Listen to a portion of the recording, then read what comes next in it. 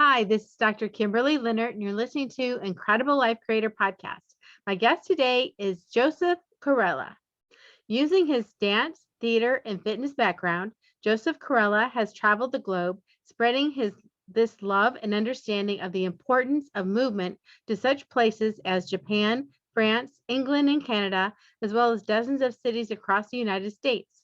Joseph's connection to movement started in his early childhood with extensive training in jazz, tap, contemporary, and ballet. At 13, he became a member of famed choreographer Marguerite Derricks' prestigious dance company, Tremaine Teen Company, and shortly thereafter appeared in Disney's Geppetto alongside pop superstar Usher. Joseph's proudest accomplishment to date is creating 567 Broadway, an all levels dance fitness class. This idea was born out of Joseph's desire to create, encourage, and provide an inclusive sense of community where everyone could have a safe place to dance and start their fitness journeys. 567 Broadway is a fun dance fitness experience that fuses the magic of Broadway with cardio and strength training to give you a full body workout, featuring hit songs such as One, a chorus line, Born to Hand Jive, Grease, Bend and Snap, Legally Blonde, You Can't Stop the Beat, Hairspray, and more. All levels welcome. Trust us, you haven't lived until you've done choreographed squats to bend and snap.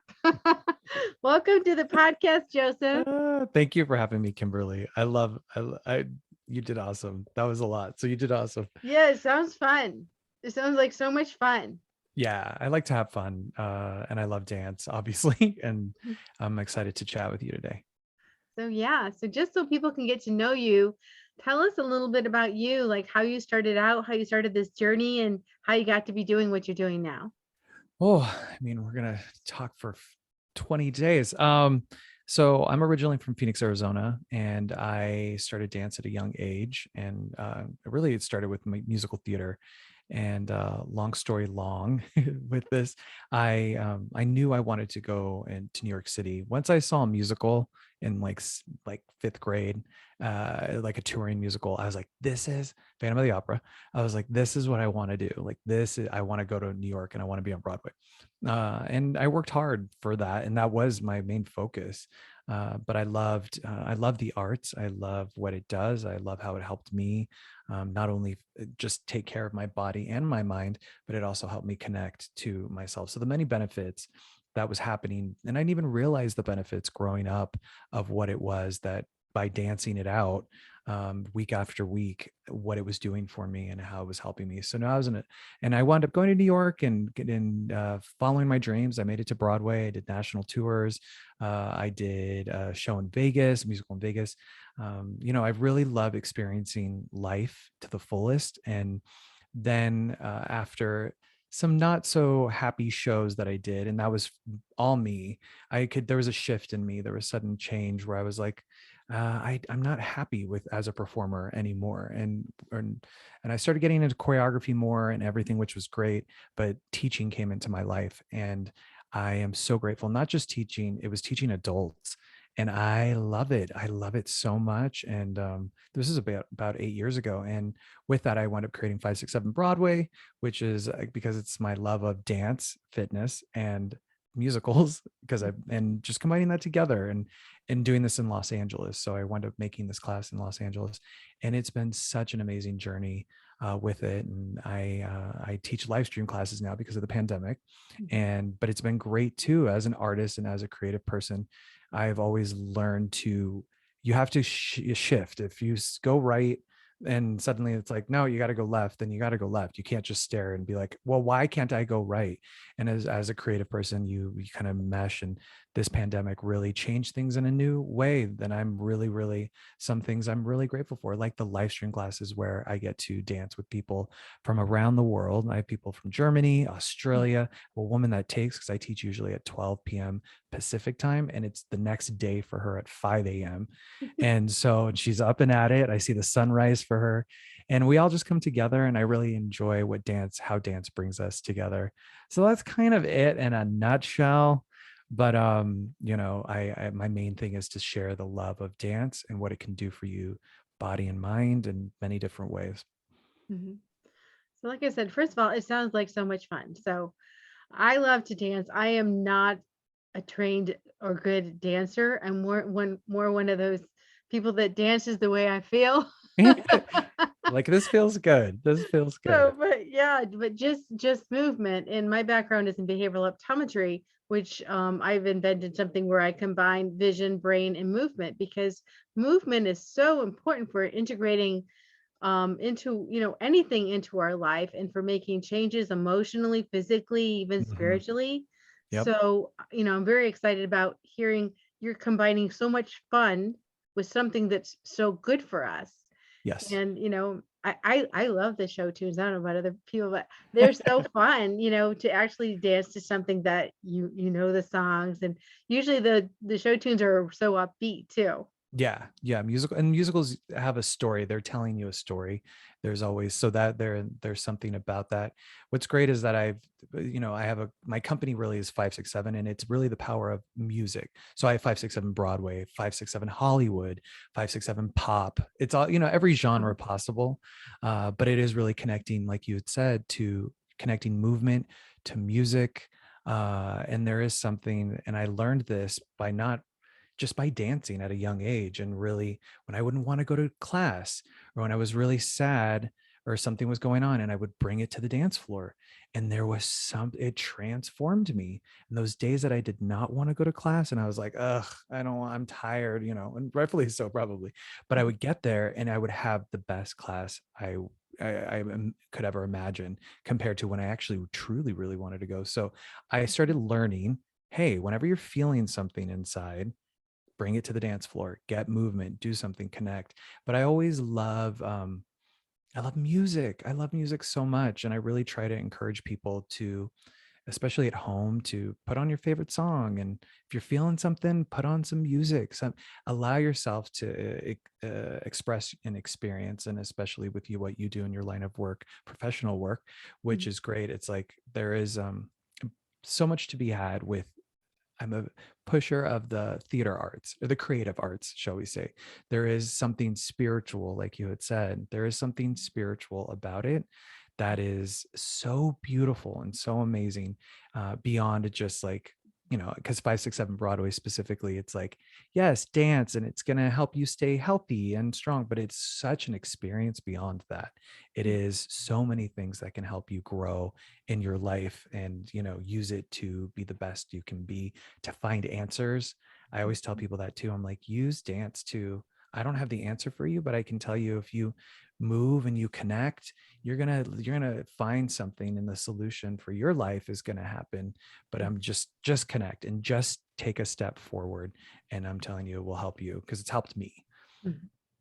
Exactly. And just the scientific piece behind that, whenever you learn something like dance or even martial arts, something like that, where you're actually learning new patterns, you're Mm, creating new brain pathways. And those are the kind of brain pathways you need for making complex decisions. yeah. So when I see our kids sitting in front of screens and they're not out playing, it really bothers me. I'm like, oh, who's going I to be know. making the decisions when I'm old? These kids who have no complex decision making skills because they sat in front of a screen and they didn't move. So Luckily, with TikTok, I will say that I agree with you. And luckily with TikTok has seemed to like explode dance in a really interesting way. Like, I'm always fascinated with dance trends or fitness trends, or Mhm. what makes people motivated. And it's so interesting to watch the next generation be so excited about dance and competitive about it. And Mhm. all these different types of people, guys, everybody's getting involved. It's like, and I'm like, whoa, but it is, I'm hoping that people can step away from their technology a little bit more. That's why I decided, for me, to Mhm. really start doing more podcasts and connect with people, talk to people. I teach, but like, I think we do need to be having conversations, and not being like, I'm upset. Like, I'm Right. upset at you. What are, like, yelling all caps, like, no, let's have conversations, and healthy conversations. Mhm. Exactly. Yeah. Yeah. So um when people are doing their dancing, let's say, you have people who have never really danced, Mhm. or they're one of those people that say, I have two left feet, I can never dance. How do you get those people motivated, started, encouraged so they actually feel confident enough to do something? I hear that so much. The two left feet is always the thing. We're like, and that's why I really love what I do, because I want to encourage adults to get up and to try something. But luckily, I do use social media in a way that is, I try to do it in a healthy way where we do I call them workout performances at the end of class. So we usually do, for the second part of class, we put together a combo. And this is all virtually now. And people wear workout costumes and whatever. And we film it. And I Mhm. always say, like, it's a safe space. Don't worry. Like, if you want to turn off your camera, turn off your camera, but it's a safe space. And we film it.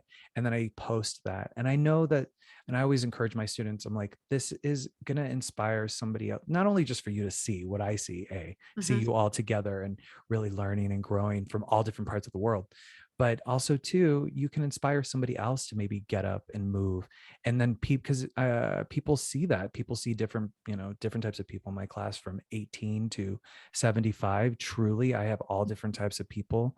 And I just remind people, I constantly say it in class, the more you do it, the better you'll get. Like, just, and I try to remind people too, because I know how it is, especially when we're learning stuff. Like, when you hear those thoughts in your head, like, oh, I don't look at it, and I'm like, we can't ignore it, it's there, but just let it, let it just move through. You're okay, you're Mhm. human, we're here.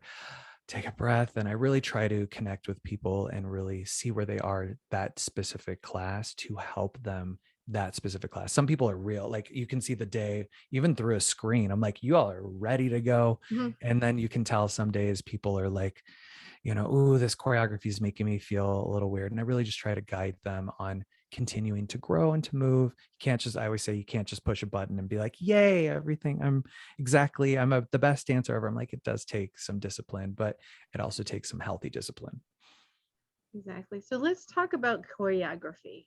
Uh, So, what makes a good choreographer or choreography? I don't know what you call it. yeah, I mean, a good choreographer, I think, well, it just depends on what they're working on, but it's storytelling. Like, is coming from a musical theater background for me, especially if there's something to, what are you saying? You're using movement to express. So how are you going to use that? But like, I love choreographing to the camera. I think that there's something really beautiful about that. So there is something within that. But I know for me, with my classes, it is a dance fitness class. So not only we're doing these things because I want your heart rate to get up, I want you to work your full body so that you can stay healthy and strong.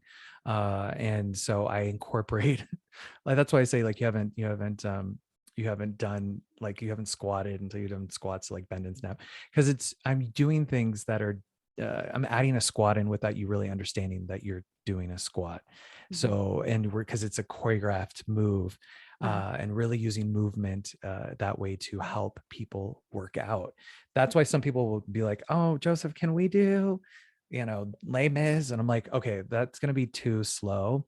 Mhm. And I'm like, trust, I would love to, but I'm like, I want you to leave this class sweaty, because that is the point for this specific class. I want you to have fun, want you to sweat. And I work hard on choreography for this stuff. I do have stuff on YouTube as well, which is great, because YouTube is another great social media platform that you can just go on there and you can type in podcasts, you can type in dance classes, you can, how do I install this chair? Like, whatever it is, there's so many things. So a couple of years ago, I decided to get into the YouTube world, and I love it.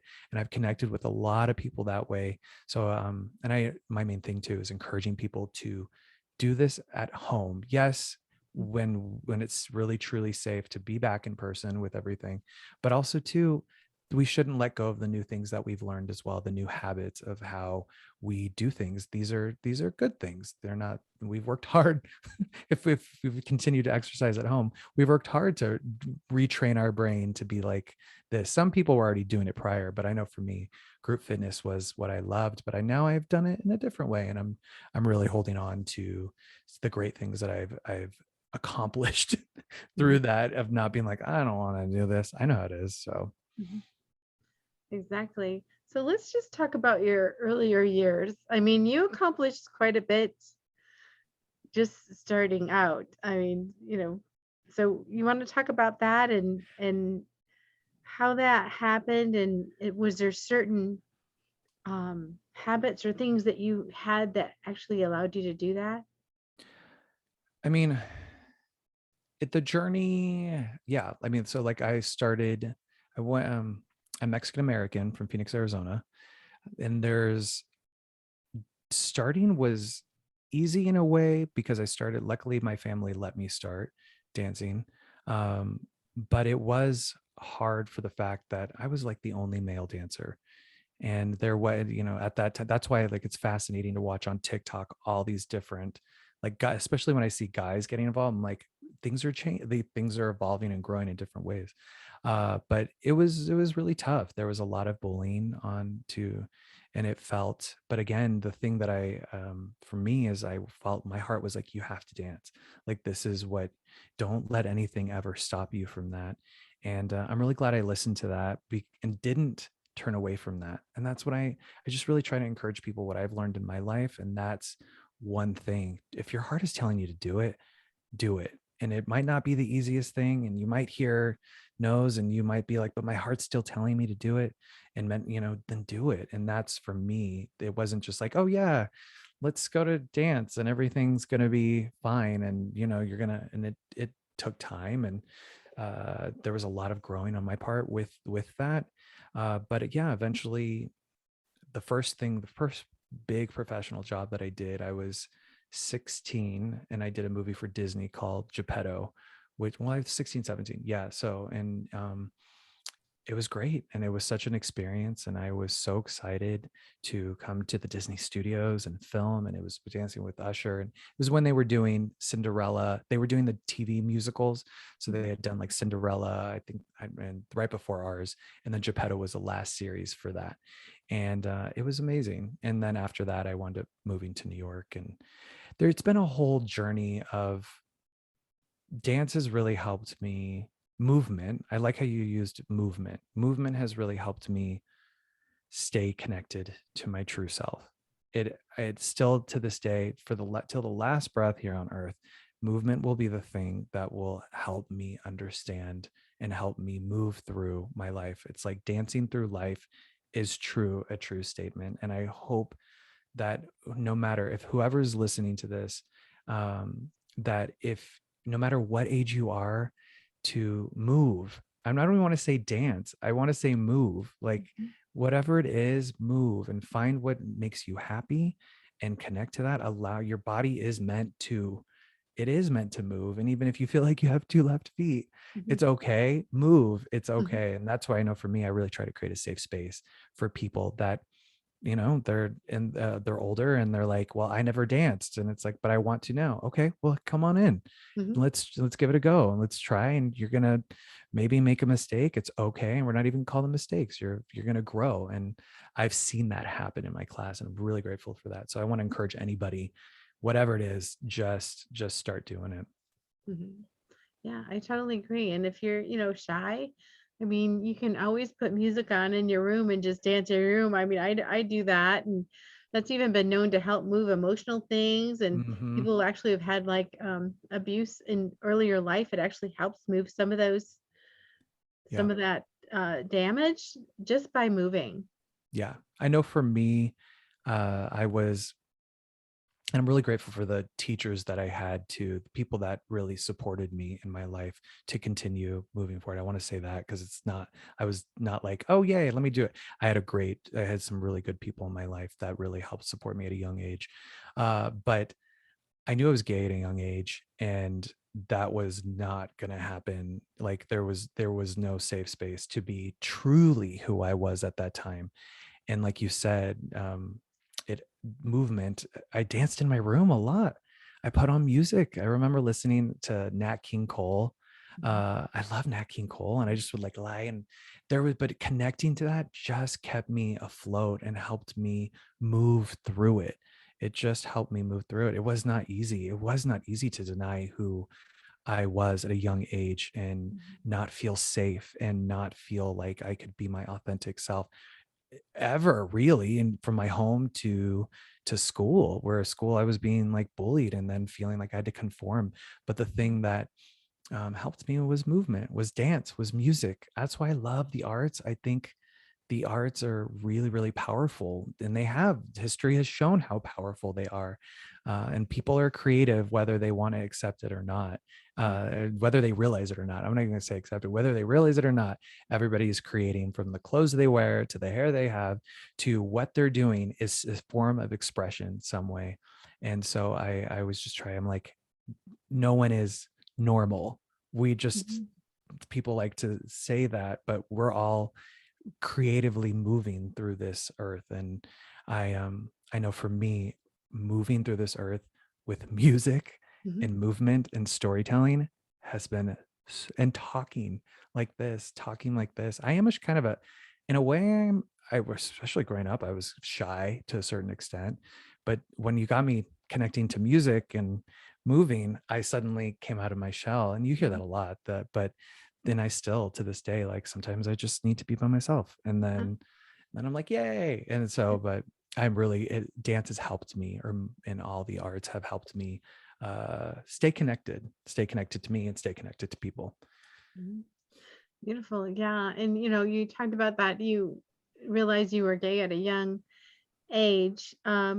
So talk a little bit about that journey and maybe like how you met your husband and how you knew he was the one.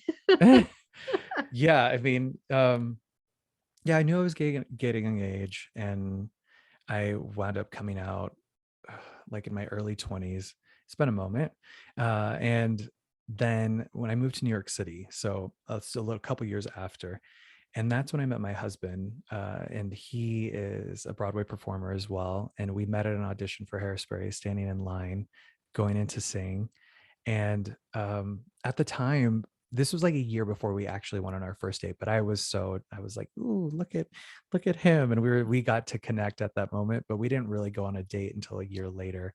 And he came over, and I really had not dated anyone, like seriously, like really seriously prior. I was so committed to my career. I was young, so I was like, I'm focused. Like this is, I don't have time for other things, and for dating. And then he came over, and we sat there, and I knew he was the one. And I was like, you're the, like, I could hear that voice again. Call it the, God, universe, whatever it is.